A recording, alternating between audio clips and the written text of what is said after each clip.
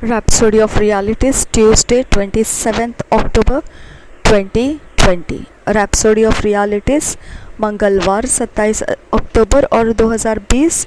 आज pastor Chris ओयाखिलोमे के द्वारा जो हमें सिखाया जा रहा है परमेश्वर का वचन। आज का विषय है custodians of the message that works. उस समाचार का जो काम है उसके हम कैदी है। इसको सिखाने के लिए रोमियो की पत्री 10 अध्याय 14 वचन को लिया गया है। हम उसे पढ़ेंगे इंग्लिश में और फिर हिंदी में। Romans 10:14। How then shall they call him on him in whom they have not heard, and how shall they hear without a preacher. Romeo का 10 अध्याय 14 वचन इस प्रकार से कहता है, फिर जिस पर उन्होंने विश्वास नहीं किया वे उसका नाम कैसे ले, और जिसके विषय सुना नहीं उस पर कैसे विश्वास करे, और प्रचारक बिना कैसे सुने। आज rhapsody of realities, Tuesday 27 October 2020। Rhapsody of realities मंगलवार 27 अक्टूबर 2020 का आज का यह विशेष जो संदेश है जिसको हम पढ़े अभी रोमन्स के 10 अध्याय के 14 वचन में से।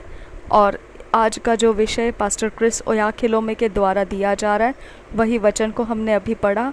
और अब हम उस वचन के आधार से दोबारा एक बार जो मैसेज का आज सिखाने के लिए जो विषय लिया गया है उसका टाइटल हम देखेंगे। उसका टाइटल इस प्रकार से इंग्लिश में है, custodians of the message that works. उस समाचार के काम का हम कैदी हैं। ठीक है, तो यही वचन हमने अभी पढ़ा रोमन्स के 10 अध्याय के 14 वचन में। और एक बार पढ़ेंगे। How then shall they call on him in whom they have not heard, and how shall they hear without a preacher. Hindi में और एक बार पढ़ेंगे इसे। फिर जिस पर उन्होंने विश्वास नहीं किया वे उसका नाम कैसे ले, और जिसके विषय सुना नहीं उस पर कैसे विश्वास करे, और प्रचारक बिना कैसे सुने। Imagine having custody of a message, the only message that guarantees the salvation of man and can change the world। आप सोच कर देखिए इस विषय के बारे में जो कहता है कि उस समाचार के कैदी है। वह एकमात्र समाचार जो खातरे देता है मनुष्यों के उद्धार का, और वह जगत को बदल देता है। This glorious gospel of the blessed Lord Jesus Christ has been committed to your trust. 1 Timothy 1 chapter 11th verse. तो पहले तिमोथी पहला अध्याय 11 वचन में इस प्रकार से लिखा है। 1 तिमोथी 1 चैप्टर 11th वर्स, पहले तिमोथी पहला अध्याय 11 वचन ऐसा कहता है हिंदी में, यही परम धन्य परमेश्वर की महिमा के उस सुसमाचार के अनुसार है जो मुझे सौंपा गया है। You are the steward of the mysteries of Christ, and it's required that you are faithful। 1 Corinthians 4:2। पहला कोरिन्थियों 4 अध्याय का 2 वचन इस प्रकार से कहता है।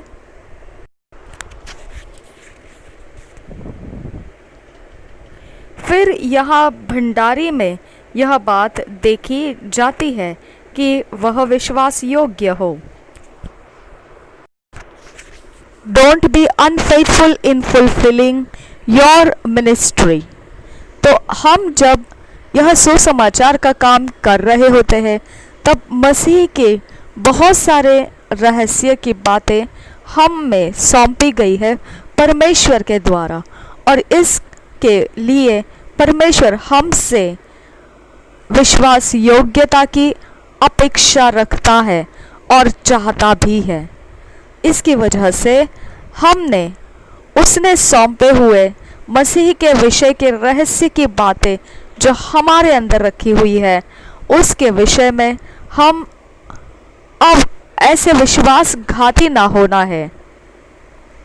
जो हमें सेवकाई दी गई है सुसमाचार को फैलाने की, उसमें हमें विश्वासघात नहीं रखना है। Don't be unfaithful in fulfilling your ministry in the gospel. Don't treat it with levity. हमने इस सेवकाई के विषय में जो सुसमाचार का है उसे हल्के तरीके से बर्ताव में नहीं रखना है। हमने उसको विश्वास योग्यता के साथ पूर्णता से परिपूर्ण अवस्था तक लेकर जाना है। You can win a soul today. आज भी आप आत्मा बचा सकते हैं। These are the last days. Don't hope that somehow people will just hear and believe in Jesus. Do something about it. तो यह अभी आखिरी दिन चल रहे हैं, तो आशा मत कीजिए इस प्रकार से कि कैसे भी होकर लोग जो है वह सुसमाचार को कहीं ना कहीं से तो सुन ही लेंगे और विश्वास भी कर लेंगे प्रभु यीशु मसीह में। ऐसा आप आशा मत रखिए, इस प्रकार से नहीं, परंतु आपको अपनी तरफ से ही कुछ तो करने की अब ज़रूरत है। कुछ तो कीजिए इस विषय में। Take the message out by yourself. अपनी तरफ से यह सुसमाचार को आप बाहर लेकर जाइए। Become more passionate about the gospel. बहुत ज़्यादा यह सुसमाचार के विषय में आपके अंदर धुन को बढ़ाइए। The gospel of Christ makes Sinners righteous. जो मसीह का सुसमाचार है वह पापियों को धर्मी बनाने के लिए है। It catapults the poor from obscurity, penury and misery to a life of prosperity, glory and excellence. वह गरीब को उलट पुलट करके उसके जो अंधेर होता है उसके ऊपर और दरिद्रता रहती है उसके ऊपर और क्लेश रहता है, उसको यह सुसमाचार उलट पुलट कर देता है और उस गरीब के जीवन में से वो उलट पुलट कर देता है और उसके अंदर समृद्धि का, महिमा का और उत्कृष्टता का जीवन लेकर आता है। It's the power of God unto salvation to everyone that believes. Romans 1:16. Romeo के 1 अध्याय के 16 वचन में ऐसा लिखा है, यह परमेश्वर का सामर्थ्य है जो हर एक जो विश्वास करेगा उसके अंदर उद्धार को लेकर आता है। रोमियो के 1 अध्याय के 16 वचन में ऐसा लिखा है। क्योंकि मैं सुसमाचार से नहीं लजाता, इसलिए कि हर एक विश्वास करने वाले के लिए, पहले तो यहूदी फिर यूनानी के लिए उद्धार के निमित्त परमेश्वर की सामर्थ है। ये रोमियो के 1 अध्याय का 16 वचन मैंने पढ़ा। मसीह का जो सुसमाचार है वह पापियों को धर्मी बना देता है, गरीब को उलट पुलट कर उसके अंदर से अंधेर, दरिद्रता और क्लेश को पलट देकर उसके जीवन में समृद्धि, महिमा और उत्कृष्टता लेकर आता है। वह ऐसा सामर्थ है परमेश्वर का जो उद्धार को भी लाता है उस हर एक मनुष्य के अंदर जो भी उसमें विश्वास करता है। यही वचन हमने रोमियो के 1 अध्याय के 16 में पढ़ा। But they can't hear and believe without a preacher. परंतु वह सुन नहीं सकते हैं और विश्वास भी नहीं कर सकते हैं प्रचारक के बिना। The sick need to know that there is a Savior and a healer who gives them a new life, a life that's divine and superior to sickness. जो बीमार इंसान रहता है उसकी ज़रूरत होती है कि उसे पता लगे कि उद्धार करने वाला, चंगा करने वाला जो उसको नया जीवन दे सकता है, ऐसा जीवन जो ईश्वरीय है और सारी बीमारियों के ऊपर प्रबल होता है, वो मौजूद है। सच ग्लोरियस न्यूज़, कैसा महिमा से भरा हुआ ये समाचार है। But you are the one who trusts to preach and tell it everywhere. परंतु इसके लिए उसने आपके ऊपर भरोसा रखा है कि आपने जाकर यह प्रचार करना और सब जगहों में वह बताना। To live without Christ is to live without God in damnation. मसीह के बिना जीना, इसका मतलब बनता है कि मसीह जो परमेश्वर के बिना जीना, और फिर ये तो नरक का जीना हो गया। That's why you must be fervent in spirit, preaching the gospel. Romans 12:11।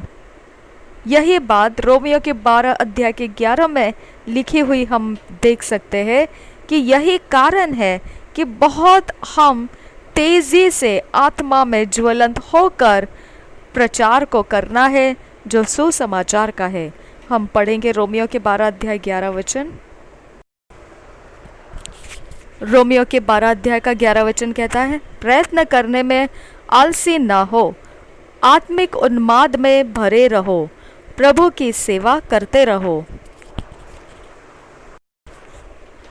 Acts 13:47 says, You have been sent to take the light of the gospel to those living in darkness. प्रेरितों के काम 13 अध्याय 47 वचन में इस प्रकार से कहा गया है कि आप हो जो उजियाले को सुसमाचार का उन लोगों तक लेकर जाएंगे जो अंधकार में जी रहे हैं। हम इस वचन को पढ़ेंगे, प्रेरितों के काम 13 अध्याय 47 वचन। क्योंकि प्रभु ने हमें यह आज्ञा दी है, मैंने तुझे अन्य जातियों के लिए ज्योति ठहराया है ताकि तू पृथ्वी की छोर तक उद्धार का द्वार हो। Therefore don't hold back, don't be apologetic, be bold and recognize that you are the custodian of the message that works. यही कारण है कि अपने आप को रोक के मत रखिए और ना ही अपने आप को इस प्रकार से मायूस रखिए कि आप नहीं कर पाएंगे। इस प्रकार की मायूसी आप अपने अंदर मत रखिए और फिर आपने धैर्य के साथ और जानते हुए कि आप कैदी हो उस सुसमाचार के काम के लिए, यह जानते हुए आपने काम में शुरू हो जाना है। प्रार्थना, प्रेयर इंग्लिश में, जब मैं इंग्लिश में बोलूँ आप इंग्लिश में दोहराना है, जब मैं हिंदी में बोलूँ आप हिंदी में दोहराना है। हम प्रार्थना करेंगे। Blessed Father, I pray for all who will hear the gospel today, that the message profits them, resulting in salvation. I celebrate your righteousness and glorious power that's unveiled around the world today through the preaching of the gospel. As many are brought out of darkness into your glorious light. In Jesus' name, आमीन। हम प्रार्थना करेंगे। धन्य पिता, मैं प्रार्थना करता हूँ उन सब के लिए जो सुनेंगे सुसमाचार आज के दिन, कि वह सुसमाचार उन्हें लाभदायी है, जो उद्धार लाता है। मैं धार्मिकता में और जो महिमामय सामर्थ है, जिसके ऊपर से पूरी दुनिया में आज पर्दा उठा लिया गया है, उस विषय के लिए मैं उत्सव मनाता हूँ। इसके द्वारा जो प्रचार सुसमाचार का आज हो रहा है, जितने भी अंधेरे से बाहर निकले, वह सब आपके महिमा के उजियाले में लाए गए हैं। प्रभु यीशु के नाम में, आमीन। आज का वचन जो है वो एक्ट्स 4:12, रोमन्स 1:16, और ये जो रोमन्स का 1:16 है, एम्पलीफाइड क्लासिक बाइबल में से पढ़ने के लिए दिया गया है। और 2 कोरिन्थियंस 5:19-20 वर्स। तो हिंदी में ये प्रेरितों के काम 4 अध्याय 12 वचन है। रोमियो की पत्री 1 अध्याय 16 वचन, जो विस्तारित बाइबल में से पढ़ने के लिए दिया है। और दूसरा कोरिन्थियों 5 अध्याय 19 से 20 वचन। पहले हम इंग्लिश में पढ़ेंगे किंग्स जेम्स वर्शन में, और फिर हम हिंदी में पढ़ेंगे BSI बाइबल में से। प्रेरितों के काम 4 अध्याय 12 वचन। Neither is there salvation in any other, for there is none other name under heaven given among men, whereby we must be saved. प्रेरितों के काम 4 अध्याय उसका 12 वचन। किसी दूसरे के द्वारा उद्धार नहीं, क्योंकि स्वर्ग के नीचे मनुष्यों में और कोई दूसरा नाम नहीं दिया गया जिसके द्वारा हम उद्धार पा सके।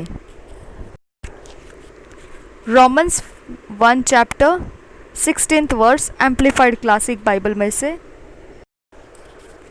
For I am not ashamed of the gospel, good news of Christ, for it is God's power working into salvation, for deliverance from eternal death to everyone who believes with a personal trust and a confident surrender and firm reliance to the Jew first and also to the Greek.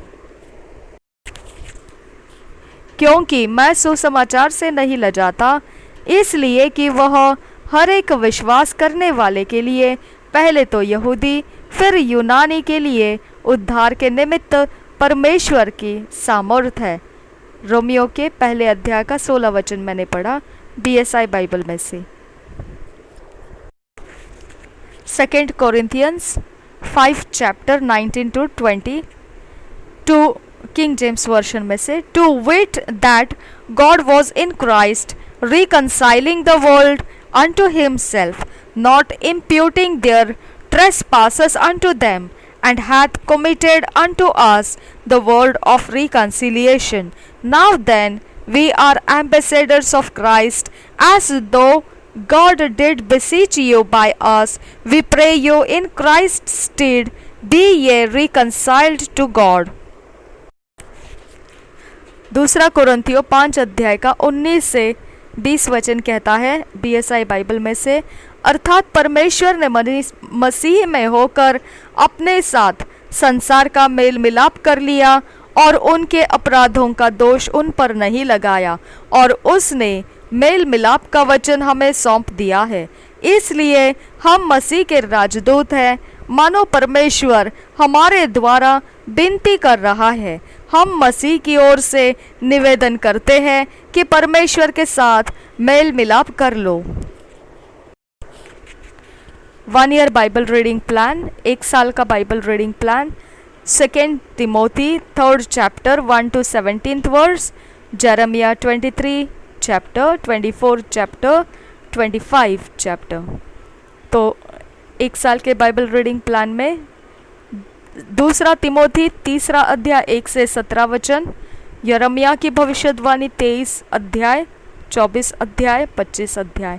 हम पहले king James version में से English में पढ़ेंगे और वही फिर हम हिंदी में से BSI बाइबल में से पढ़ेंगे।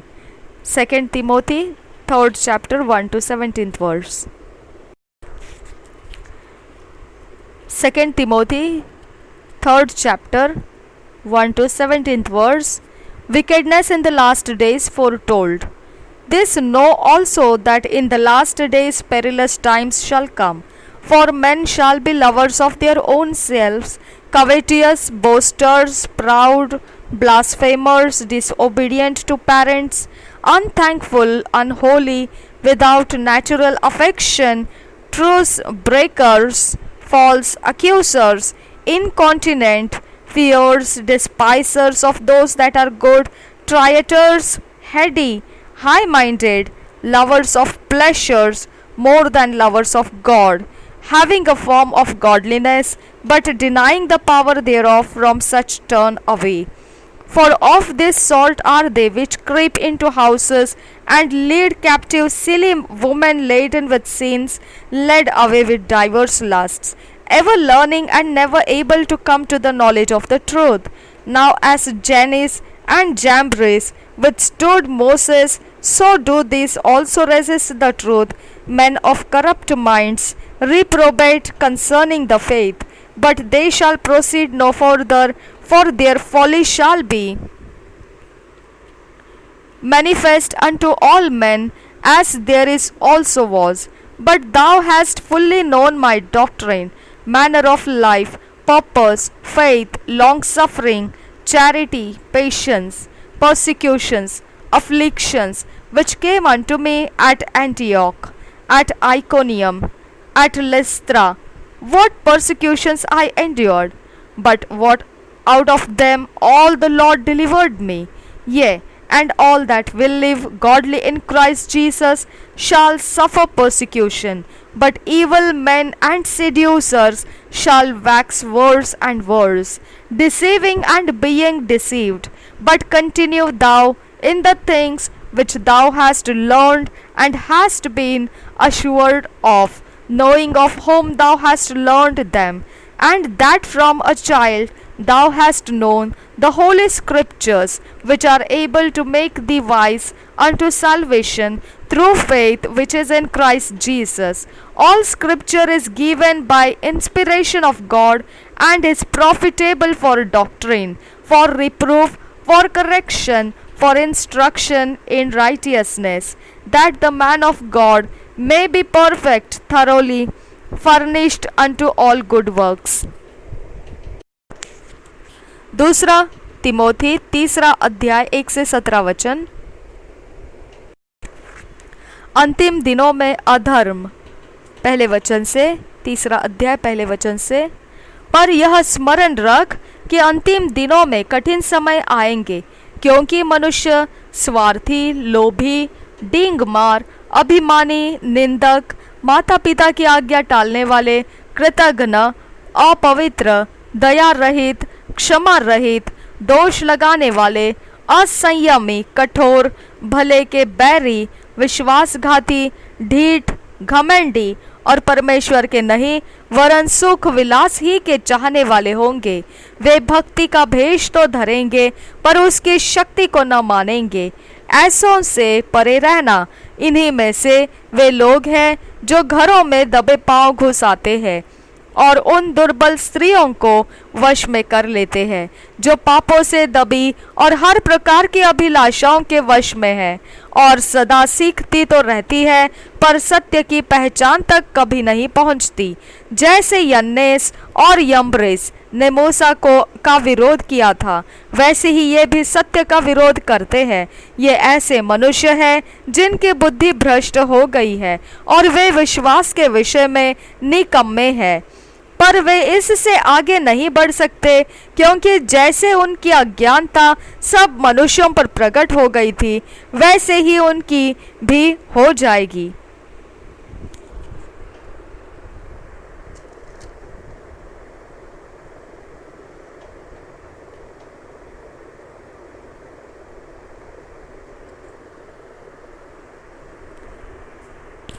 तिमोथियुस को विशेष निर्देश 10 वचन से आगे। परंतु तूने उपदेश, चाल चलन, मनसा, विश्वास, सहनशीलता, प्रेम, धीरज और सताए जाने और दुख उठाने में मेरा साथ दिया। और ऐसे दुखों में भी जो अंताकिया और इकोनियम और लुस्त्रा में मुझ पर पड़े थे और अन्य दुखों में भी जो मैंने उठाए हैं, परंतु प्रभु ने मुझे उन सब से छुड़ा लिया। पर जितने मसीह यीशु में भक्ति के साथ जीवन बिताना चाहते हैं वे सब सताए जाएंगे, परंतु दुष्ट और बहकाने वाले धोखा देते हुए और धोखा खाते हुए बिगड़ते चले जाएंगे। पर तू उन बातों पर जो तूने सीखी है और विश्वास किया है यह जानकर दृढ़ बना रहे कि तूने उन्हें किन लोगों से सीखा है और बचपन से पवित्र शास्त्र तेरा जाना हुआ है जो तुझे मसीह पर विश्वास करने से उद्धार प्राप्त करने के लिए बुद्धिमान बना सकता है।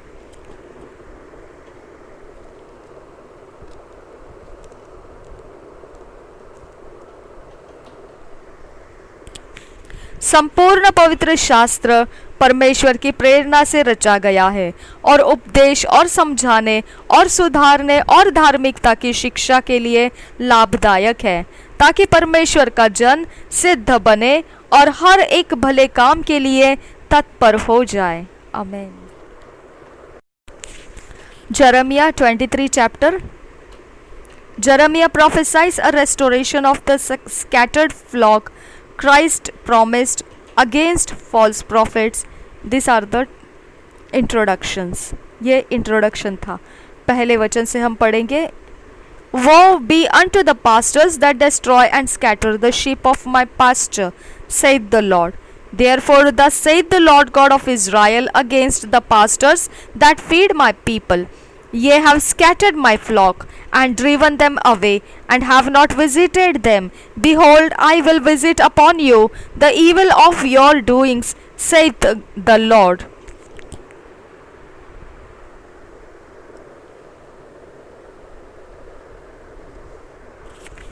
And I will gather the remnant of my flock out of all countries, whither I have driven them, and will bring them again to their folds, and they shall be fruitful and increase. And I will set up shepherds over them which shall feed them, and they shall fear no more, nor be dismayed, neither shall they be lacking, saith the Lord. Behold, the days come, saith the Lord, that I will raise unto David a righteous branch, and a king shall reign and prosper, and shall execute judgment and justice in the earth. In his days Judah shall be saved, and Israel shall dwell safely, and this is his name, whereby he shall be called the Lord our righteousness. Therefore behold, the days come, saith the Lord, that they shall no more say, The Lord liveth, which brought up the children of Israel out of the land of Egypt.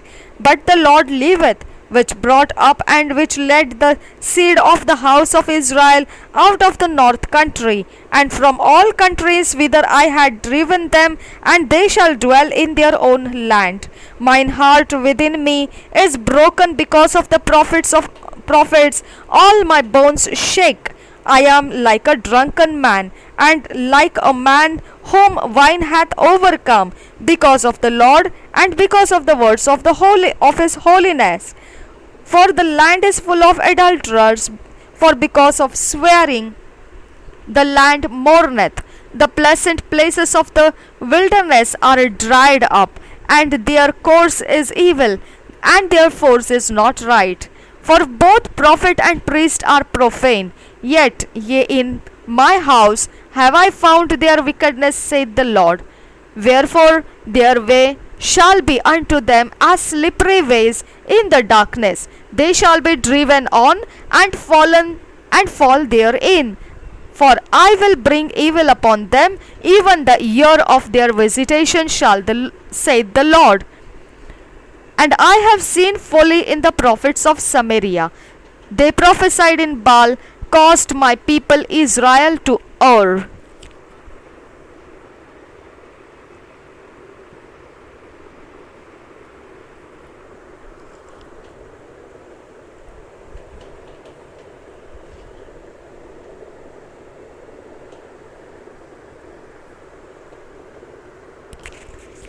Fourteenth verse से आगे, I have seen also in the prophets of Jerusalem an horrible thing.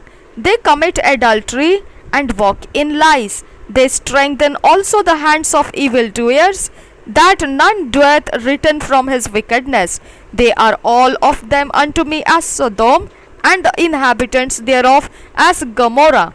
Therefore thus saith the Lord of hosts concerning the prophets, Behold, I will feed them with wormwood, and make them drink the water of gall. For from the prophets of Jerusalem is profaneness gone forth into all the land. Thus saith the Lord of hosts, Hearken not unto the words of the prophets that prophesy unto you. They make you vain. They speak a vision of their own heart, and not out of the mouth of the Lord. They say still unto them that despise me, The Lord hath said, Ye shall have peace. And they say unto every one that walketh after the imagination of his own heart, No evil shall come upon you.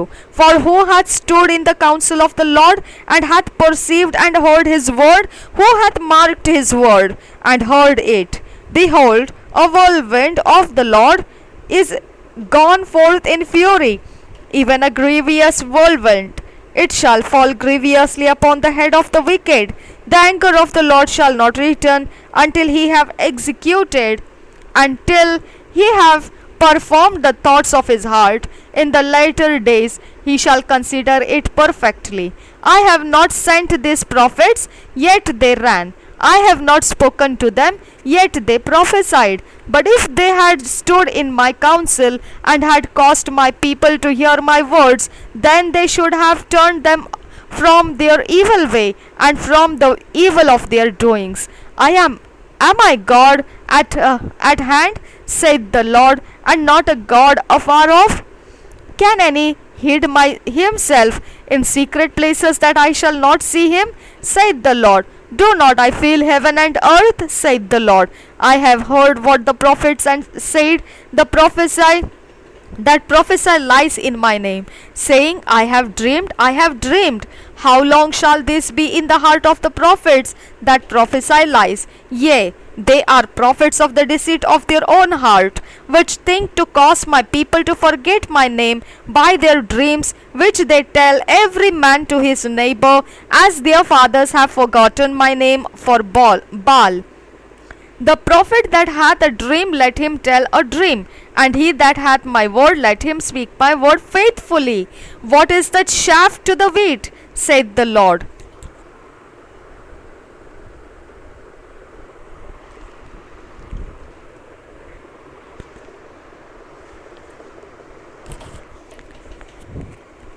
Twenty-ninth verse. Is not my word like as a fire, saith the Lord, and like a hammer that breaketh the rock in pieces? Therefore, behold, I am against the prophets, saith the Lord, that steal my words, every one from his neighbor. Behold, I am against the prophets, such saith the Lord, that use their tongues and say, He saith, Behold, I am against thee, against them that prophesy false dreams, saith the Lord, and do tell them, and cause my people to err by their lies, and by their lightness, yet I sent them not, nor commanded them. Therefore they shall not profit this people at all, saith the Lord.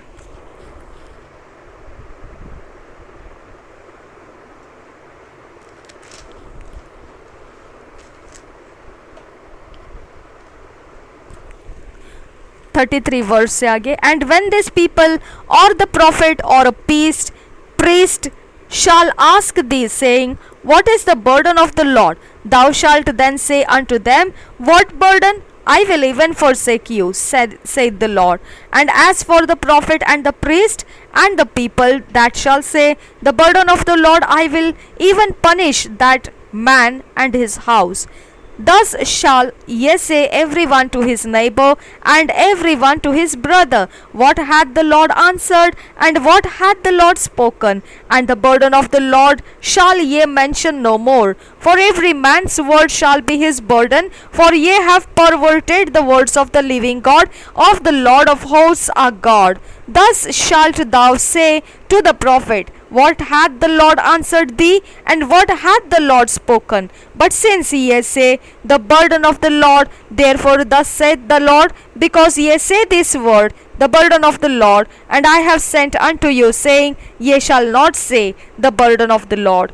Therefore, behold, I will utterly forget you, and I will forsake you, and the city that I gave you and your fathers, and cast you out of my presence. And I will bring an everlasting reproach upon you, and a perpetual shame which shall not be forgotten. Chapter 24. By good and bad figs. The prophet foreshadows the restoration from captivity and the desolation of Zedekiah and the residue of Jerusalem. Chapter 24 introduction पढ़ा हमने. अब हम पढ़ेंगे वचन से, पहले वचन से शुरू करेंगे. The Lord showed me, and behold, 2 baskets of figs were set before the temple of the Lord. After that, Nebuchadnezzar, king of Babylon, had carried away captive Jeconiah the son of Jehoiakim, king of Judah, and the princes of Judah, with the carpenters and smiths from Jerusalem, and had brought them to Babylon. One basket had very good figs, even like the figs that are first ripe, and the other basket had very naughty figs, which could not be eaten, they were so bad. Then said the Lord unto me, What seest thou, Jeremiah? And I said, Figs, the good figs, very good, the evil, and the evil, very evil, that cannot be eaten, they are so evil. Again the word of the Lord came unto me, saying, Thus saith the Lord, the God of Israel, like this good figs, so will I acknowledge them that are carried away captive of Judah, whom I have sent out of this place into the land of the Chaldeans for their good. For I will set mine eyes upon them for good, and I will bring them again to this land. And I will build them and not pull them down, and I will plant them and not pluck them up. And I will give them an heart to know me, that I am the Lord, and they shall be my people, and I will be their God, for they shall return unto me with their whole heart. And as the evil figs, which cannot be eaten, they are so evil, surely thus saith the Lord, so will I give Zedekiah the king of Judah, and his princes, and the residue of Jerusalem, that remain in this land, and them that dwell in the land of Egypt, and I will deliver them to be removed into all the kingdoms of the earth for their hurt, to be a reproach and a proverb, a taunt and a curse, in all places whither I shall drive them. And I will send the sword, the famine, and the pestilence among them, till they be consumed from off the land that I gave unto them and to their fathers. Chapter 25 Introduction. Jeremiah foretells the 70 years captivity. and the succeeding destruction of Babylon. First verse से पढ़ेंगे. The word that came to Jeremiah concerning all the people of Judah in the 4th year of Jehoiakim the son of Josiah king of Judah, that was the 1st year of Nebuchadnezzar king of Babylon, the which Jeremiah the prophet spake unto all the people of Judah and to all the inhabitants of Jerusalem, saying, From the 13th year of Josiah the son of Ammon king of Judah, even unto this day, that is the 23rd year, the word of the Lord hath come unto me, and I have spoken unto you, rising early and speaking, but ye have but hearkened. And the Lord hath sent unto you all his servants, the prophets, rising early and sending them, but ye have not hearkened, nor inclined your ear to hear. They said, Turn ye again now every one from his evil way, and from the evil of your doings, and dwell in the land that the Lord hath given unto you and to your fathers forever and ever, and go not after other gods to serve them and to worship them, and provoke me not to anger with the works of your hands, and I will do you no hurt. Yet ye have not hearkened unto me, saith the Lord, that ye might provoke me to anger with the works of your hands to your own hurt. Therefore, thus saith the Lord of hosts, because ye have not heard my words, behold, I will send and take all the families of the north, saith the Lord, and Nebuchadnezzar the king of Babylon, my servant, and I will bring them against the land and against the inhabitants thereof, and against all these nations round about, and will utterly destroy them, and make them an astonishment, and an hissing, and perpetual desolations. Moreover, I will take from them the voice of mirth and the voice of gladness, the voice of the bridegroom and the voice of the bride, the sound of the millstones and the light of the candle, and this whole land shall be a desolation and an astonishment, and this nation shall serve the king of Babylon 70 years. And it shall come to pass, when 70 years are accomplished, that I will punish the king of Babylon and that nation, saith the Lord, for their iniquity, and the land of the Chaldeans, and will make it perpetual desolations. And I will bring upon that land all my words which I have pronounced against it, even all that is written in this book, which Jeremiah hath prophesied against all the nations. For many nations and great kings shall serve themselves of them also, and I will recompense them according to their deeds and according to the works of their own hands. For thus saith the Lord God of Israel unto me, Take the wine cup of this fury at my hand, and cause all the nations to whom I send thee to drink it, and they shall drink, and be moved, and be mad because of the sword that I will send among them. Then took I the cup at the Lord's hand, and made all the nations to drink, unto whom the Lord hath sent me, to wit, Jerusalem and the cities of Judah, and the kings thereof, and the princes thereof, to make them a desolation, an astonishment, and hissing, and a curse, as it is this day. Pharaoh king of Egypt and his servants and his princes and all his people, and all the mingled people, and all the kings of the land of Uz, and all the kings of the land of the Philistines, and Ashkelon, and Azza, and Ekron, and the remnant of Ashdod, Edom, and Moab, and the children of Ammon, and all the kings of Tyrus, and all the kings of Zidon, and the kings of the isles which are beyond the sea, Dedan, and Tema, and Baz, and all that are in the utmost carriers, and all the kings of Arabia, and all the kings of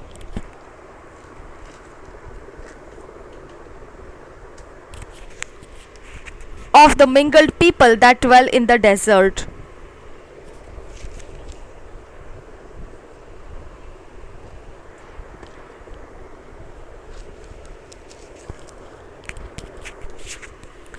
twenty verse से आगे पढ़ते हैं.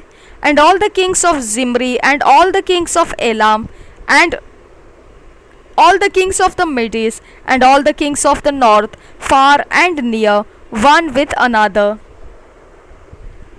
and all the kingdoms of the world which are upon the face of the earth, and the king of Sheshach shall drink after them. Therefore thou shalt say unto them, Thus saith the Lord of hosts, the God of Israel, Drink ye, and be drunken, and spew, and fall, and rise no more, because of the sword which I will send among you. And it shall be, if they refuse to take up the cup at thine hand to drink, then shalt thou say unto them, Thus saith the Lord of hosts, Ye shall certainly drink. For lo, I begin to bring evil on the city which is called by my name. And should ye be utterly unpunished, ye shall not be unpunished, for I will call for a sword upon all the inhabitants of the earth, saith the Lord of hosts. Therefore prophesy thou against them all these words, and say unto them, The Lord shall roar from on high, and utter his voice from his holy habitations. He shall mightily roar upon his habitation. He shall give a shout as they that tread the grapes against all the inhabitants of the earth. A noise shall come even to the ends of the earth. For the Lord hath a controversy with the nations. He will plead with all flesh. He will give them that are wicked to the sword, saith the Lord. Thus saith the Lord of hosts, Behold, evil shall go forth from nation to nation, and a great whirlwind shall be raised up from the coasts of the earth, and the slain of the Lord shall be at that day from one end of the earth even unto the other end of the earth. They shall not be lamented, neither gathered nor hurried, neither gathered nor buried. They shall be dung upon the ground. Howl, ye shepherds, and cry, and wallow yourselves in the ashes, ye principal of the flock, for the days of your slaughter and of your dispersions are accomplished. And ye shall fall like a pleasant vessel, and the shepherds shall have no way to flee, nor the principal of the flock to escape. A voice of the cry of the shepherds and an howling of the principal of the flock shall be heard. For the Lord hath spoiled their pasture, and the peaceable habitations are cut down, because of the fierce anger of the Lord. He hath forsaken his covert as the lion, for their land is desolate, because of the fierceness of the oppressor, and because of his fierce anger. यरम्याह की भविष्यवाणी 23 अध्याय। भविष्य की आशा। पहले वचन से पढ़ेंगे। उन चरवाहों पर हाय जो मेरी चराई की भेड़ बकरियों को तितर पितर करते और उनका नाश करते हैं। यहोवा यह कहता है, इसलिए इस्राएल का परमेश्वर यहोवा अपनी प्रजा के चरवाहों से यह कहता है, तुमने मेरी भेड़ बकरियों को सूधी नहीं ली, वरन उनको तितर पितर किया और जबरन निकाल दिया है। इस कारण यहोवा की यह वाणी है कि मैं तुम्हारे बुरे कामों का दंड दूंगा। तब मेरी भेड़ बकरियां जो बची है, उनको मैं उन सब देशों में से जिनमें मैंने उन्हें जबरन भेज दिया है, स्वयं ही उन्हें लौटा लाकर उन्हीं की भेड़शाला में इकट्ठा करूंगा, और वे फिर फूले और फलेंगे। मैं उनके लिए ऐसे चरवाहे नियुक्त करूंगा जो उन्हें चराएंगे, और तब वे न तो फिर डरेंगे न विस्मित होंगे, और न उनमें से कोई खो जाएगी। यहोवा की यह वाणी है। यहोवा की यह भी वाणी है, देख ऐसे दिन आते हैं जब मैं दाऊद के कुल में एक धर्मी अंकुर उगाऊंगा, और वह राजा बनकर बुद्धि से राज्य करेगा, और अपने देश में न्याय और धर्म से प्रभुता करेगा। उसके दिनों में यहूदी लोग बचे रहेंगे और इस्राएली लोग निडर बसे रहेंगे, और यहोवा उसका नाम यहोवा हमारी धार्मिकता रखेगा। इसलिए देख, यहोवा की यह वाणी है कि ऐसे दिन आएंगे जिनमें लोग फिर न कहेंगे, यहोवा जो हम इस्राएलियों को मिस्र देश से छुड़ा ले आया, उसके जीवन की सौगंध, परंतु वे यह कहेंगे, यहोवा जो इस्राएल के घराने को उत्तर देश से और उन सब देशों से भी जहाँ उसने हमें जबरन निकाल दिया छुड़ा ले आया, उसके जीवन की सौगंध। तब वे अपने ही देश में बसे रहेंगे। भविष्यद्वक्ताओं के विषय यिर्मयाह का संदेश 9 वचन से आगे। भविष्यद्वक्ताओं के विषय मेरा हृदय भीतर ही भीतर फटा जाता है, मेरी सब हड्डियां थरथराती है। यहोवा ने जो पवित्र वचन कहे हैं उन्हें सुनकर मैं ऐसे मनुष्य के समान हो गया हूँ जो दाख मधु के नशे में चूर हो गया हो, क्योंकि यह देश व्यभिचारियों से भरा है। इस पर ऐसा शाप पड़ा है कि यह विलाप कर रहा है। वन की चराइयाँ भी सूख गई। लोग बड़ी दौड़ तो दौड़ते हैं परंतु बुराई ही की ओर, और वीरता तो करते हैं परंतु अन्याय ही के साथ, क्योंकि भविष्यद्वक्ता और याजक दोनों भक्तिहीन हो गए हैं। अपने भवन में भी मैंने उनकी बुराई पाई है। यहोवा की यह वाणी है, इस कारण उनका मार्ग अंधेरा और फिसलन भरा होगा।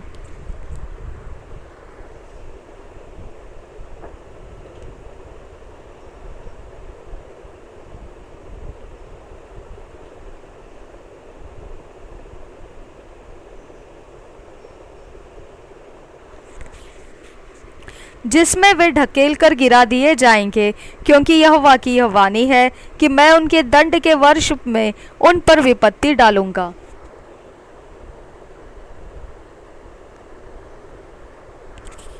13 वचन।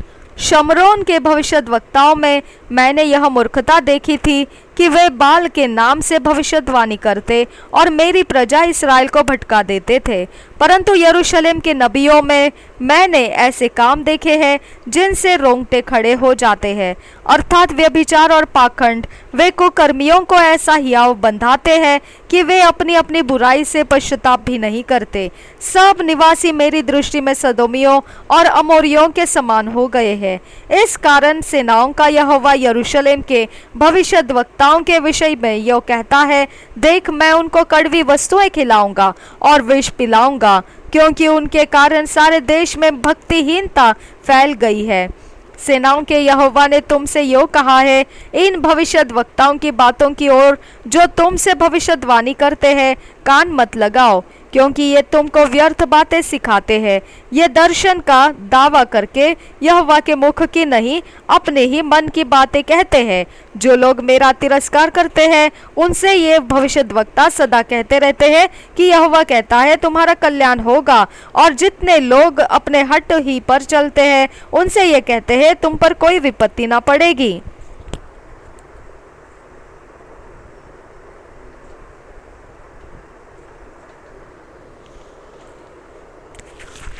अठारह वचन। भला कौन यहोवा की गुप्त सभा में खड़ा होकर उसका वचन सुनने और समझने पाया है, कि या किसने ध्यान देकर मेरा वचन सुना है। देखो यहोवा की जलजलाहट का प्रचंड बवंडर और आंधी चलने लगी है, और उसका झोंका दुष्टों के सिर पर जोर से लगेगा।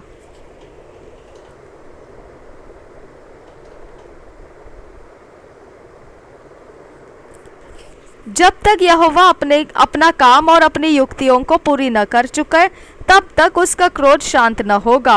अंत के दिनों में तुम इस बात को भली भांति समझा सकोगे। ये भविष्यद्वक्ता बिना मेरे भेजे दौड़ जाते और बिना मेरे कुछ कहे भविष्यद्वाणी करने लगते हैं।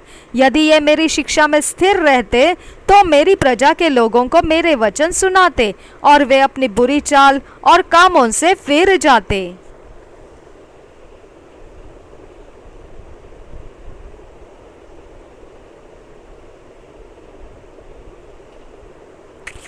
तेईस वचन से आगे। यहोवा की यह वाणी है, क्या मैं ऐसा परमेश्वर हूँ जो दूर नहीं निकट ही रहता हूँ। फिर यहोवा की यह वाणी है, क्या कोई ऐसे गुप्त स्थानों में छिप सकता है कि मैं उसे न देख सकूं। क्या स्वर्ग और पृथ्वी दोनों मुझसे परिपूर्ण नहीं है।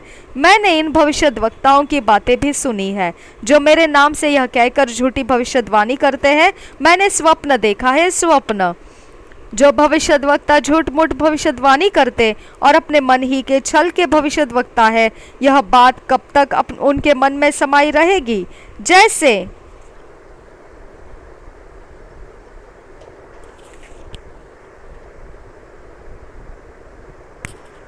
मेरी प्रजा के लोगों के पुरखा मेरा नाम भूलकर बाल का नाम लेने लगे थे, वैसे ही अब ये भविष्यद्वक्ता उन्हें अपने अपने स्वप्न बता बता कर मेरा नाम भुलाना चाहते हैं। यदि किसी भविष्यद्वक्ता ने स्वप्न देखा हो तो वह उसे बताए, परंतु जिस किसी ने मेरा वचन सुना हो तो वह मेरा वचन सच्चाई से सुनाए। यहोवा की यह वाणी है, कहाँ भूसा और कहाँ गेहूँ। यहोवा की यह भी वाणी है, क्या मेरा वचन आग सा नहीं है? फिर क्या वह ऐसा हथौड़ा नहीं जो पत्थर को फोड़ डाले?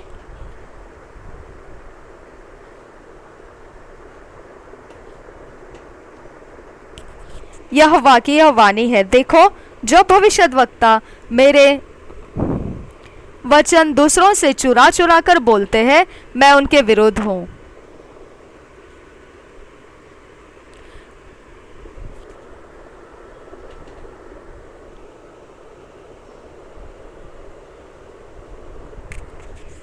फिर यहोवा की यह भी वाणी है कि जो भविष्यद्वक्ता उसकी यह वाणी है ऐसी झूठी वाणी कहकर अपनी अपनी जीभ हिलाते हैं, वे भी मैं उनके भी विरुद्ध हूँ।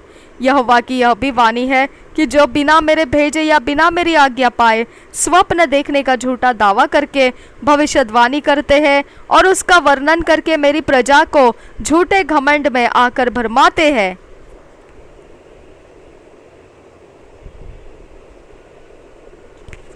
उनके भी मैं विरोध हूं और उनसे मेरी प्रजा के लोगों का कुछ लाभ न होगा।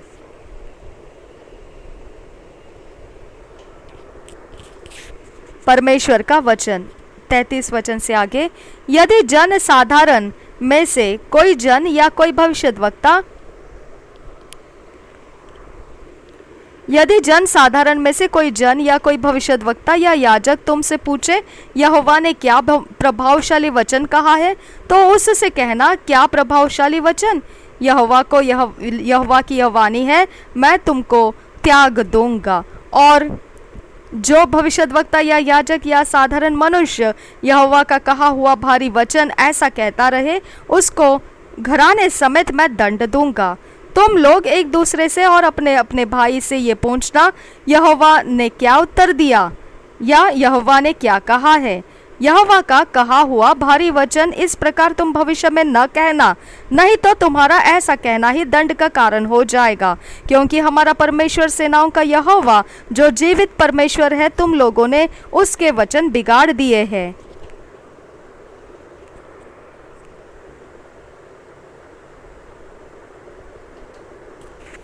तो भविष्यद्वक्ता से यो पूछ, यहोवा ने तुझे क्या उत्तर दिया या यहोवा ने क्या कहा है। यदि तुम यहोवा का कहा हुआ प्रभावशाली वचन इसी प्रकार कहोगे, तो यहोवा का यह वचन सुनो, मैंने तो तुम्हारे पास कहला भेजा है। भविष्य में ऐसा न कहना कि यहोवा का कहा हुआ प्रभावशाली वचन, परंतु तुम यह कहते ही रहते हो, यहोवा का कहा हुआ प्रभावशाली वचन। इस कारण देखो, मैं तुमको बिल्कुल भूल जाऊंगा और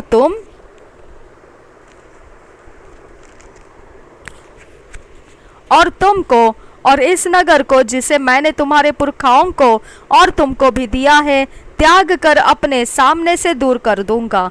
और मैं ऐसा करूंगा कि तुम्हारी नामधराई और अनादर सदा बना रहेगा और कभी भूला न जाएगा।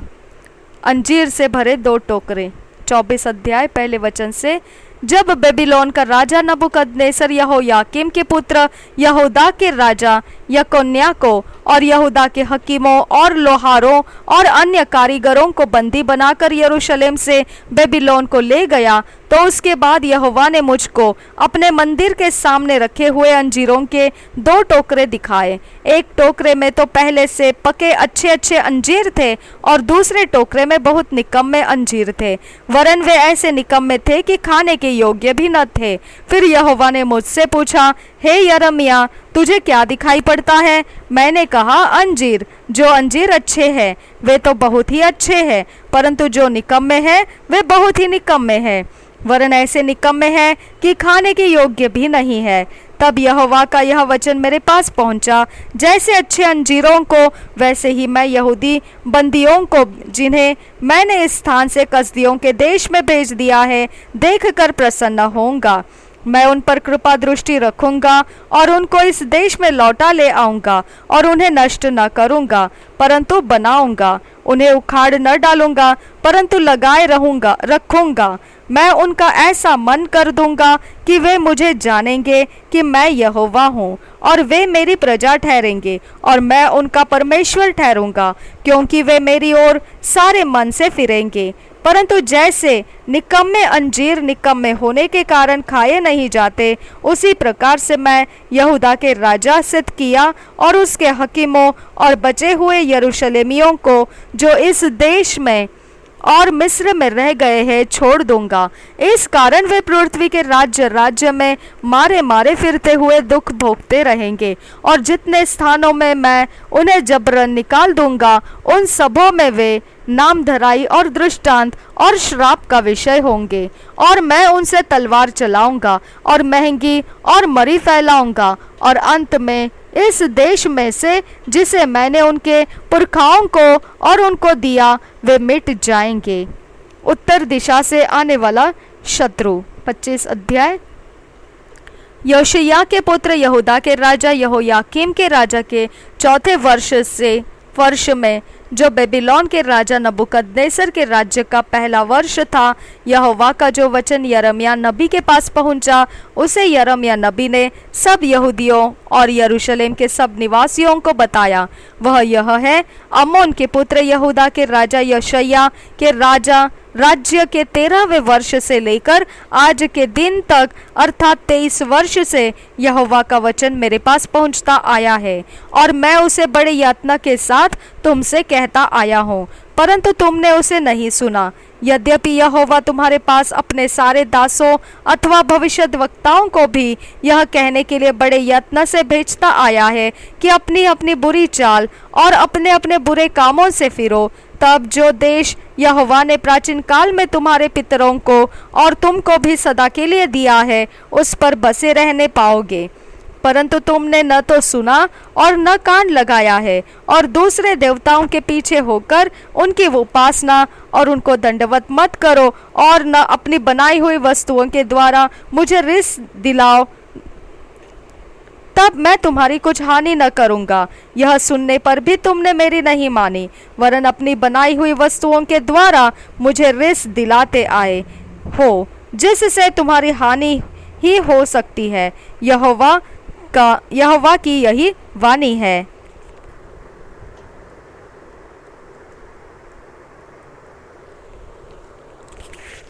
इसलिए सेनाओं का यहोवा यूं कहता है, तुमने जो मेरे वचन नहीं माने, इसलिए सुनो, मैं उत्तर में रहने वाले सब कुलों को बुलाऊंगा और अपने दास बेबीलोन के राजा नबूकदनेस्सर को बुलवा भेजूंगा, और उन सबों को इस देश और इसके निवासियों के विरुद्ध और इसके आसपास के सब जातियों के विरुद्ध भी ले आऊंगा, और इन सब देशों का मैं सत्यानाश करके उन्हें ऐसा उजाड़ दूंगा कि लोग इन्हें देखकर ताली बजाएंगे, वरन ये सदा उजड़े ही रहेंगे। यहोवा की यह वाणी है, मैं ऐसा करूंगा कि इनमें न तो हर्ष और न आनंद का शब्द सुनाई पड़ेगा, और न दूल्हे या दुल्हन का और न चक्की का भी शब्द सुनाई पड़ेगा, और न इनमें दिया जलेगा। सारी जातियों का यह देश उजाड़ ही उजाड़ होगा, और ये सब जातियां 70 वर्ष तक बेबीलोन के राजा के अधीन रहेगी। जब 70 वर्ष बीत चुके, तब मैं बेबीलोन के राजा और उस जाति के लोगों और कसदियों के देश के सब निवासियों को अधर्म का दंड दूंगा। यहोवा की यह वाणी है, और उस देश को सदा के लिए उजाड़ दूंगा। मैं उस देश में अपने ये सब वचन पूरे करूंगा जो मैंने उसके विषय में कहे हैं, और जितने वचन यिर्मयाह ने सारी जातियों के विरुद्ध भविष्यवाणी करके पुस्तक में लिखे हैं, क्योंकि बहुत सी जातियों के लोग और बड़े बड़े राजा भी उनसे अपनी सेवा कराएंगे, और मैं उनको उनकी करनी का फल भुगताऊंगा। जाति जाति पर परमेश्वर का क्रोध। इस्राएल के परमेश्वर यहोवा ने मुझसे यो कहा, मेरे हाथ से इस जलजलाहट के दाख मधु का कटोरा लेकर उन सब जातियों को पिला दे जिनके पास मैं तुझे भेजता हूँ। वे उसे पीकर उस तलवार के कारण जो मैं उनके बीच में चलाऊंगा लड़खड़ाएंगे और बावले हो जाएंगे। इसलिए मैंने यहोवा के हाथ से वह कटोरा लेकर उन सब जातियों को जिनके पास यहोवा ने मुझे भेजा पिला दिया, अर्थात यरूशलेम और यहूदा के नगरों के निवासियों को और उनके राजाओं और हकीमों को पिलाया, ताकि उनका देश उजाड़ हो जाए और लोग ताली बजाएं और उसकी उपमा देकर शाप दिया करें, जैसा आजकल होता है। और मिस्र के राजा फिरौन और उसके कर्मचारियों, हकीमों और सारी प्रजा को और सब विदेशी मनुष्यों को और ऊज देश के सब राजाओं को और पलिश्तियों के देश के सब राजाओं को और अश्कलोन, अज्जा और एक्रोन के और अशदोद के बचे हुए लोगों को और एदोनियों, मोआबियों और अम्मोनियों को और सारे राजाओं को और सीदोन के सब राजाओं को और समुद्र पार के देशों के राजाओं को, फिर ददानियों, तेमाइयों और बुजियों को, और जितने अपने गाल के बालों को मुंडा डालते हैं उन सबों को भी, और अब अरब के सब राजाओं को और जंगल के रहने वाले दो गले मनुष्यों के सब राजाओं को और जिमरी, एलाम और मादाई के सब राजाओं को और क्या निकट क्या दूर के उत्तर देश के सब राजाओं को एक संग पिलाया। इस प्रकार धरती भर में रहने वाले जगत के राज्यों के सब लोगों को मैंने पिलाया। इन सब के बाद शेशक के राजा को भी पीना पड़ा। तब तो उनसे यह कहना, सेनाओं का यहोवा जो इस्राएल का परमेश्वर है यह कहता है, पियो और मतवाले हो और उल्टी करो, गिरो पड़ो और फिर कभी ना उठो, क्योंकि यह उस तलवार के कारण से होगा जो मैं तुम्हारे बीच में चलाऊंगा। यदि वे तेरे हाथ से यह कटोरा लेकर पीने से इनकार करें तो उनसे कहना, सेनाओं का यहोवा यो कहता है कि तुमको निश्चय पीना पड़ेगा। देखो, जो नगर मेरा कहलाता है मैं पहले उसी में विपत्ति डालने लगूंगा। फिर क्या तुम लोग निर्दोष ठहर के बचोगे?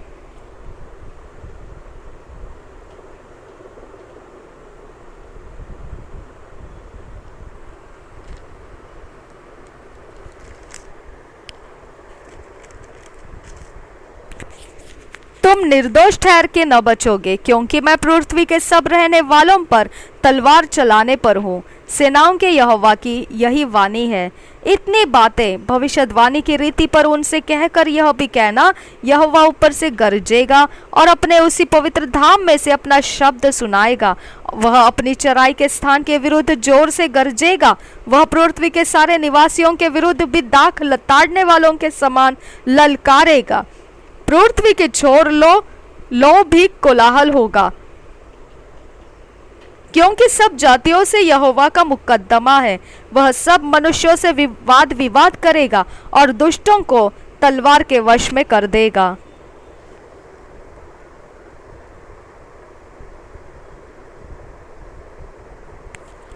सेनाओं का यहोवा यूं कहता है, देखो, विपत्ति एक जाति से दूसरी जाति में फैलेगी और बड़ी आंधी पृथ्वी की छोर से उठेगी। उस समय यहोवा के मारे हुओं के शव पृथ्वी के एक छोर से दूसरे छोर तक पड़े रहेंगे। उनके लिए कोई रोने पीटने वाला न रहेगा और उनके शव न तो बटोरे जाएंगे और न कब्रों में रखे जाएंगे। वे भूमि के ऊपर खाद के समान पड़े रहेंगे। हे चरवाहो, हाय हाय करो और चिल्लाओ। हे बलवंत मेढ़ों और बकरों, राख में लौटो, क्योंकि तुम्हारे वध होने के दिन आ पहुँचे हैं और मैं मनोहर बर्तन के समान तुम्हारा सत्यानाश करूंगा। उस समय न तो चरवाहों के भागने के लिए कोई स्थान रहेगा और न बलवंत मेढ़े और बकरे भागने पाएंगे। चरवाहों की चिल्लाहट और बलवंत मेढ़ों और बकरों के मिमियाने का शब्द सुनाई पड़ता है, क्योंकि यहोवा की चराई का नाश करेगा। यहोवा उनकी चराई का नाश करेगा और यहोवा के क्रोध भड़कने के कारण शांति के स्थान नष्ट हो जाएंगे। जिन वास स्थानों में अब शांति है वे नष्ट हो जाएंगे। युवा सिंह के समान वह अपने ठौर को छोड़कर निकलता है, क्योंकि अंधेर करने हारी तलवार और उसके भड़के हुए कोप के कारण उनका देश उजाड़ हो गया है। 2 years बाइबल रीडिंग प्लान। 2 साल के बाइबल रीडिंग प्लान में याकूब की पत्री 1 अध्याय 1 से 27 वचन, James 1 chapter 1 to 27 verse, Ezekiel 27 chapter। यह हिजकिय्याल की भविष्यवाणी 27 वचन। हम पहले इंग्लिश में किंग जेम्स वर्शन में से पढ़ेंगे और फिर हिंदी में BSI बाइबल में से पढ़ेंगे। James first chapter 1 to 27 verse. James chapter 1, the apostle exhorts to patience in affliction। First verse से पढ़ेंगे। James, a servant of God and of the Lord Jesus Christ, to the 12 tribes which are scattered abroad, greeting.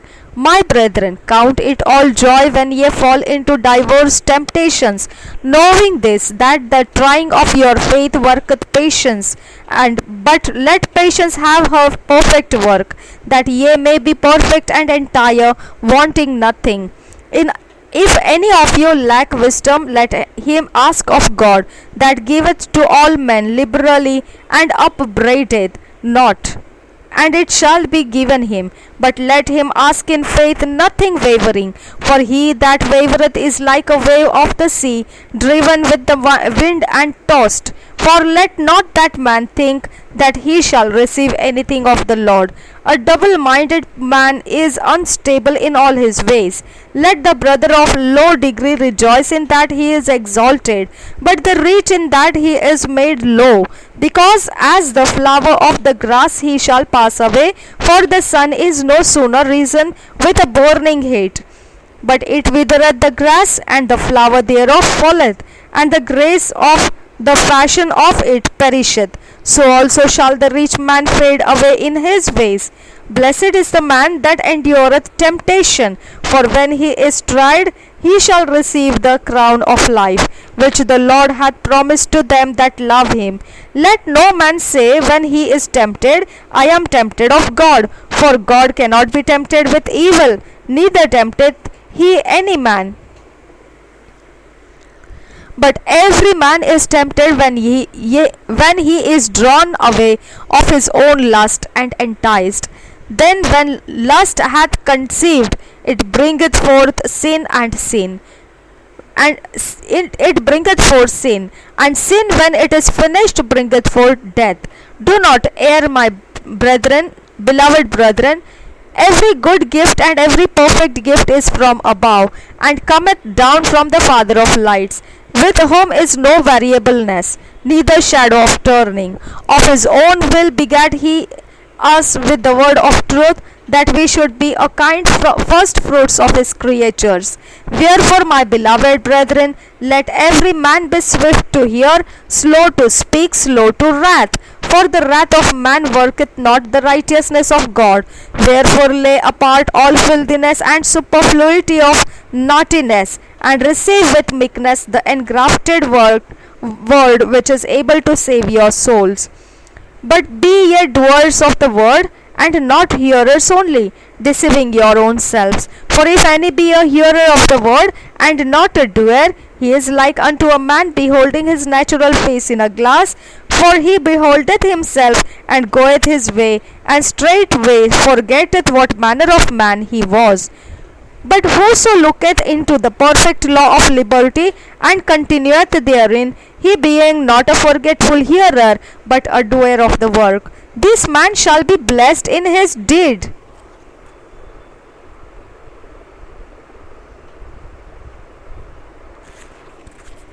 If any man among you seem to be religious, and bridleth not his tongue, but deceiveth his own heart, this man's religion is vain.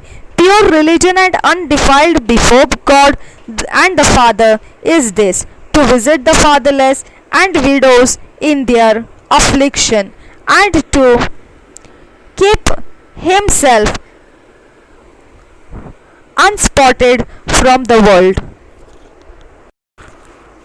याकूब की पत्री पहला अध्याय। अभिवादन पहले वचन से। परमेश्वर के और प्रभु यीशु मसीह के दास याकूब की ओर से उन 12 गोत्रों को जो तितर बितर हो कर रहते थे नमस्कार पहुँचे। हे मेरे भाइयों, जब तुम नाना प्रकार की परीक्षाओं में पड़ो तो उसको पूरे आनंद की बात समझो, यह जानकर कि तुम्हारे विश्वास के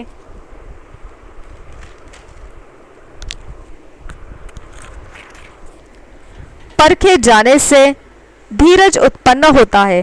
पर धीरज को अपना पूरा काम करने दो, कि तुम पूरे और सिद्ध हो जाओ और तुम में किसी बात की घटी न रहे। पर यदि तुम में से किसी को बुद्धि की घटी हो तो परमेश्वर से मांगे, जो बिना उलाहना दिए सबको उदारता से देता है, और उसको दी जाएगी।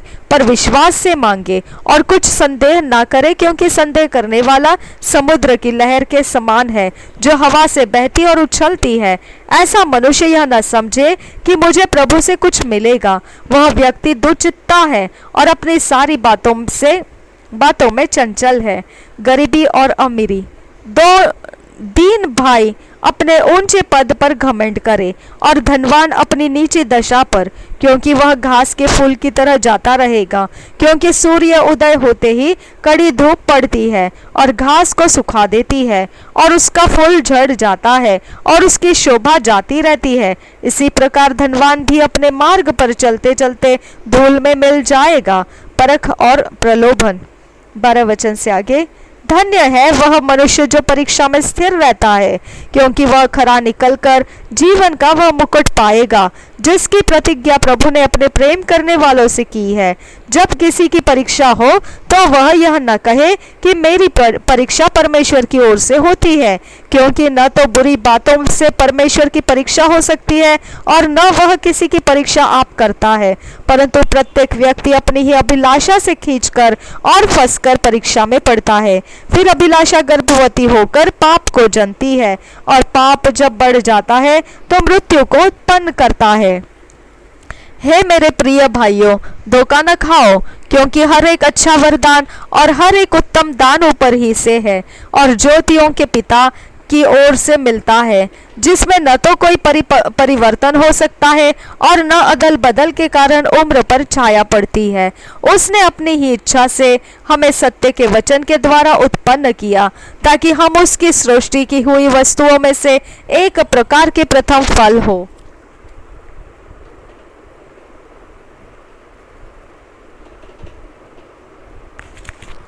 सुनना और करना, 19 वचन से आगे। हे मेरे प्रिय भाइयों, यह बात तुम जान लो, हर एक मनुष्य सुनने के लिए तत्पर और बोलने में धीरे और क्रोध में धीमा हो, क्योंकि मनुष्य का क्रोध परमेश्वर के धर्म का निर्वाह नहीं कर सकता। इसलिए सारी मलिनता और बैर भाव की बढ़ती को दूर करके उस वचन को नम्रता से ग्रहण कर लो, जो हृदय में बोया गया और जो तुम्हारे प्राणों का उद्धार कर सकता है। परंतु वचन पर चलने वाले बनो, और केवल सुनने वाले ही नहीं, जो अपने आप को धोखा देते हैं। क्योंकि जो कोई वचन का सुनने वाला हो और उस पर चलने वाला न हो, तो वह उस मनुष्य के समान है जो अपना स्वाभाविक मुंह दर्पण में देखता है, इसलिए कि वह अपने आप को देखकर चला जाता और तुरंत भूल जाता है कि वह कैसा था। पर जो व्यक्ति स्वतंत्रता की सिद्ध व्यवस्था पर ध्यान करता रहता है, वह अपने काम में इसलिए आशीष पाएगा कि सुनकर भूलता नहीं, पर वैसा ही काम करता है।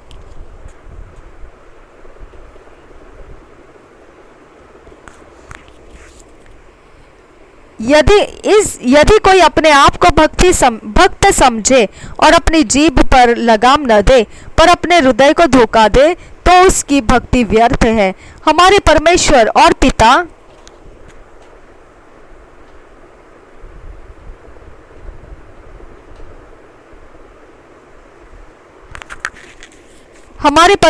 पिता के निकट शुद्ध और निर्मल भक्ति यह है कि अनाथों और विधवाओं के क्लेश में उनकी सुधि ले और अपने आप को संसार में निष्कलंक रखे।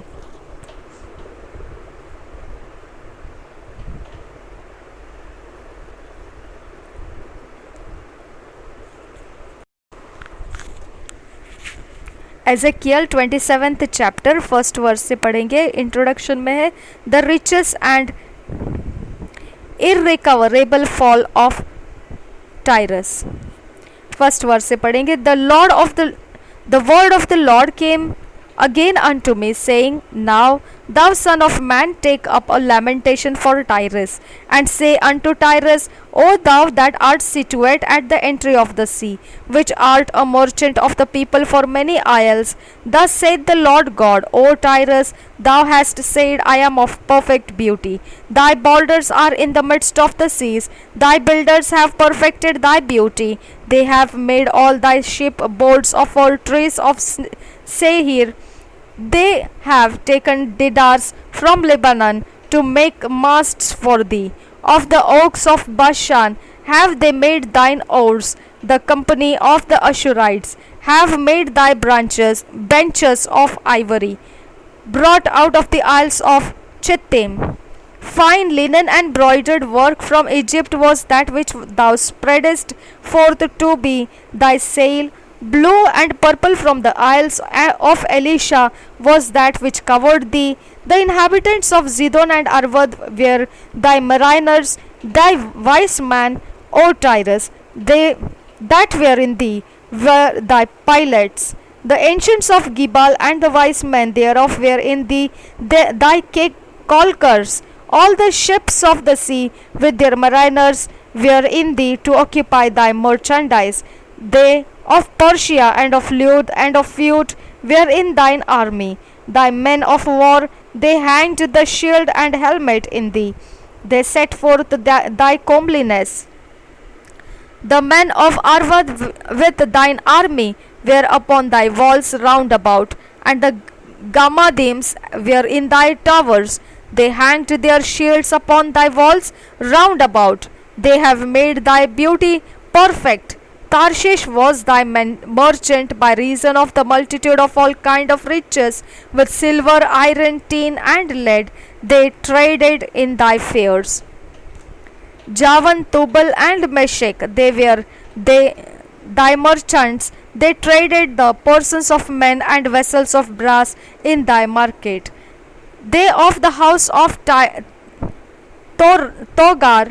Togarma traded in thy fairs with horses and horsemen and mules.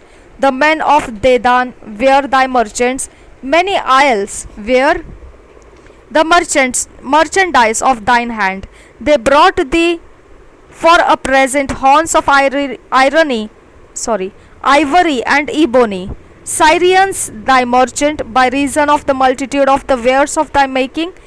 Thy occupied in thy fairs with emeralds, purple and broidered work, and fine linen and coral and agate.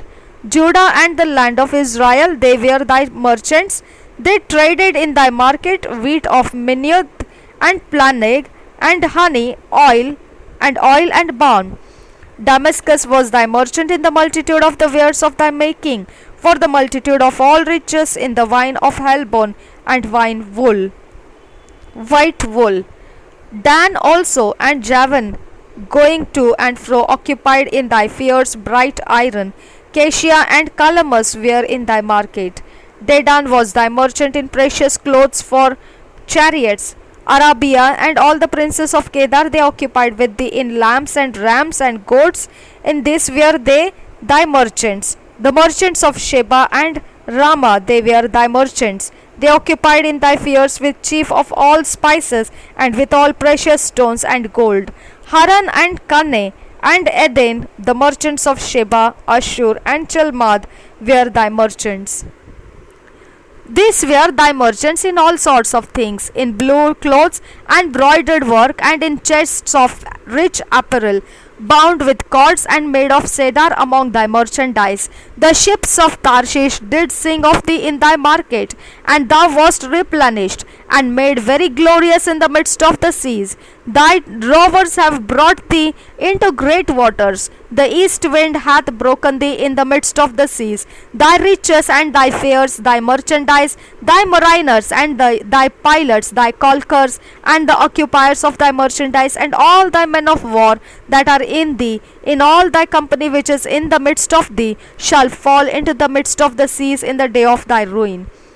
The suburbs shall shake at the sound of the cry of thy pilots, and all that handle the oar, the mariners, and all the pilots of the sea shall come down from their ships. They shall stand upon the land, and shall cause their voice to be heard against thee, and shall cry bitterly, and shall cast up dust upon their heads.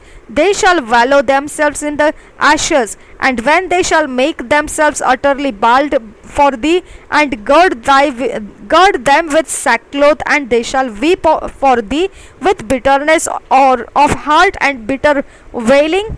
And in their wailing they shall take up a lamentation for thee, and lament over thee, saying, What city is like Tyrus, like the destroyed in the midst of the sea? When thy wares went forth out of the seas, thou fillest many people. Thou didst enrich the kings of the earth with the multitude of thy riches and of thy merchandise. In the time when thou shalt be broken by the seas in the depths of the waters, thy merchandise and all thy company in the midst of thee shall fall. All the inhabitants of the isles shall be astonished at thee, and their kings shall be sore afraid. They shall be troubled in their countenance. The merchants among the people shall hiss at thee. Thou shalt be a terror, and never shalt be up any more. यह हिजकिय्याह की भविष्यवाणी 27 अध्याय सोर के लिए शोक गीत। पहले वचन से, यहोवा का यह वचन मेरे पास पहुंचा, हे मनुष्य के संतान, सोर के विषय एक विलाप का गीत बनाकर उससे यों कह, हे समुद्र के प्रवेश द्वार पर रहने वाली, हे बहुत से द्वीपों के लिए देश देश के लोगों के साथ व्यापार करने वाली, परमेश्वर यहोवा यों कहता है, हे सोर, तूने कहा है कि मैं सर्वांग सुंदर हूँ, तेरी सीमा समुद्र के बीच है, तेरे बनाने वाले ने तुझे सर्वांग सुंदर बनाया, तेरी सब पटरियां सनीर पर्वत के सनोवर की लकड़ी के बनी है, तेरी मस्तूल के लिए लबानोन के देवदार लिए गए हैं, तेरे डांड बाशान के बांज वृक्षों के बने, तेरे जहाज़ों का पटाव कित्तियों के द्वीपों से लाए हुए सीधे सनोवर की हाथी दांत जड़ी हुई लकड़ी का बना, तेरे जहाज़ों के पाल मिस्र से लाए हुए बूटेदार सन के कपड़े के बने कि तेरे लिए झंडे का काम दे, तेरी चांदनी एलिशा के द्वीपों से लाए हुए नीले और बैंगनी रंग के कपड़ों की बनी, तेरे खेने वाले सीदोन और अरवद के रहने वाले थे। हे सोर, तेरे ही बीच के बुद्धिमान लोग तेरे मांझी थे, तेरे कारीगर जोड़ाई करने वाले गबल नगर के पुरनिये और बुद्धिमान लोग थे। तुझ में व्यापार करने के लिए मल्लाहों समेत समुद्र पर के सब जहाज तुझ में आ गए थे। तेरी सेना में फरसी, लूदी और पुती लोग भर्ती हुए थे। उन्होंने तुझ में ढाल और टोपी टांगी और उन्हीं के कारण तेरा प्रताप बढ़ा था। तेरी शहरपनाह पर तेरी सेना के साथ अरवद के लोग चारों ओर थे और तेरे गुम्मटों में शूरवीर खड़े थे। उन्होंने अपनी ढालें तेरी चारों ओर की शहरपनाह पर टांगी थी। तेरी सुंदरता उनके द्वारा पूरी हुई थी। अपनी सब प्रकार की संपत्ति के बहुतायत के कारण तर्शीशी लोग तेरे व्यापारी थे। उन्होंने चांदी, लोहा, रांगा और सीस देकर तेरा माल मोल लिया। यावान, तुबल और मैशिक के लोग तेरे माल के बदले दास दासी पीतल के पात्र तुझसे व्यापार करते थे। तो गर्मा के घराने के लोगों ने तेरी संपत्ति लेकर घोड़े, सवारों के घोड़े और खच्चर दिए। ददानी तेरे व्यापारी थे। बहुत से द्वीप तेरे हाट बने थे। वे तेरे पास हाथी दांत के सींग और अबनोस की लकड़ी व्यापार में लाते थे। तेरी बहुत कारीगरी के कारण आराम तेरा व्यापारी था। मरकत, बैंजनी रंग का और बूटेदार वस्त्र, सन, मूंगा और लालड़ी देकर वे तेरा माल लेते थे। यहूदा और इस्राएल भी तेरे व्यापारी थे। उन्होंने भी मिन्नत का गेहूं, पन्नगों और मधु, तेल और बलसान देकर तेरा माल लिया। तुझ में बहुत कारीगरी हुई और सब प्रकार का धन इकट्ठा हुआ। इससे दमिश्क तेरा व्यापारी हुआ। तेरे पास हेलबोन का दाख मधु और उजला ऊन पहुंचाया गया। वदान और यावान ने तेरे माल के बदले में सूत दिया और उनके कारण फौलाद, तज और अगर में भी तेरा व्यापारी हुआ। सवारी के 4 जामे के लिए ददान तेरा व्यापारी हुआ।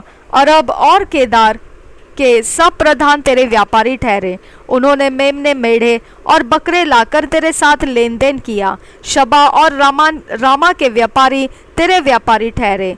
उन्होंने उत्तम उत्तम जाति का सब भांति का मसाला, सर्व भांति के मणि और सोना देकर तेरा माल लिया।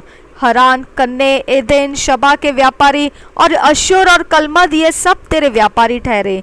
इन्होंने उत्तम उत्तम वस्तुएं अर्थात ओढ़ने के नील और बूटेदार वस्त्र और डोरियों से बंधी और देवदार की बनी हुई चित्र विचित्र कपड़ों की पेटियां लाकर तेरे साथ लेन देन किया। तर्शीश के जहाज तेरे व्यापारी के माल के ढोने वाले हुए। उनके द्वारा तो समुद्र के बीच रहकर बहुत धनवान और प्रतापी हो गई थी। तेरे खिवैये ने तुझे गहरे जल में पहुंचा दिया है और पुरवई ने तुझे समुद्र के बीच तोड़ दिया है। जिस दिन तू डूबेगी उस दिन तेरी धन संपत्ति, व्यापार का माल, मल्ला, मांझी, जुड़ाई का काम करने वाले व्यापारी लोग और तुझ में जितने सिपाही हैं और तेरी सारी भीड़ भाड़ समुद्र के बीच गिर जाएगी। तेरे मांझियों की चिल्लाहट के शब्द के मारे तेरे आसपास के स्थान कांप उठेंगे। सब खेने वाले और मल्ला और समुद्र में जितने मांझी रहते हैं वे अपने अपने जहाज पर से उतरेंगे और वे भूमि पर खड़े होकर तेरे विषय में ऊंचे शब्द से बिलख बिलख कर रोएंगे। वे अपने अपने सिर को पर धूल उड़ाकर राख में लौटेंगे और तेरे शोक में अपने सिर मुंडवा देंगे और कमर में टाट बांधकर अपने मन के कड़े दुख के साथ तेरे विषय में रोएंगे और छाती पीटेंगे। वे विलाप करते हुए तेरे विषय में विलाप का यह गीत बनाकर गाएंगे। सोर जो अब समुद्र के बीच चुपचाप पड़ी है, उसके तुल्य कौन नगरी है। जब तेरा माल समुद्र पर से निकलता था तब बहुत सी जातियों के लोग तृप्त होते थे। तेरे धन और व्यापार के माल की बहुतायत से पृथ्वी के राजा धनी होते थे। जिस समय तू अतः जल में लहरों से टूटी उस समय तेरे व्यापार का माल और तेरे सब निवासी भी तेरे भीतर रहकर नष्ट हो गए। समुद्र तटीय देशों के सब रहने वाले तेरे कारण विस्मित हुए और उनके सब राजाओं के रोए खड़े हो गए और उनके मुंह पर उदासी छा गई। देश देश के व्यापारी तेरे विरुद्ध ताना मार रहे हैं। तो भय का कारण हो गई है और फिर स्थिर न रह सकेगी। प्रभु यीशु हम सब के साथ बना रहे। आमेन, आमेन, आमेन।